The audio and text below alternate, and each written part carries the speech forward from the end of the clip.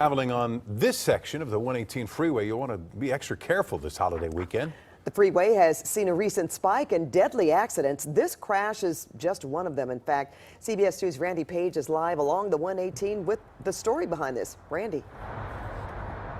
Well, Pat, the question is, how could two fatal accidents happen on this same stretch of freeway within a few days of each other? Well, the CHP says the answer is simple. It has to be a coincidence because they have two very different causes. For the first, as you look at these vehicles, imagine two of those white pairs of headlights is heading straight for you in the same lane. This video captures the final moments of James Guberra's life. It was just after midnight, early Sunday morning. Watch as his red taillights fly by the white headlights of oncoming traffic. The CHP says nobody knows why the 30-year-old man was driving on the wrong side of the 118 freeway for more than 8 miles, passing car after car. Minutes later, when he slammed into an oncoming car driven by 38-year-old Justin Christian, both of their lives came to an end. And Christian's girlfriend sitting next to him was critically injured. Early this morning, at about the same place on the 118, a pickup truck broke down in the carpool lane.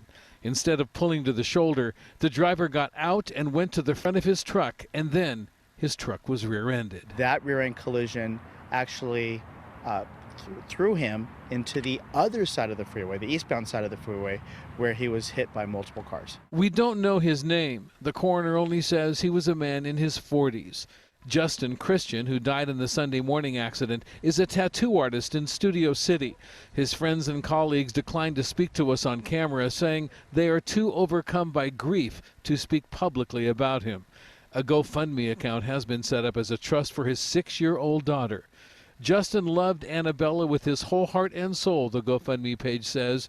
The two of them were best friends, and this loss is devastating. While there is not much you can do when staring down the headlights of a speeding car heading straight for you other than try to get out of the way, the CHP says there is a life-saving lesson from this morning's tragedy. Move off the freeway when you break down. And it's all happened to all of us. So just get out of the roadway and for God's sake, don't stop in the roadway.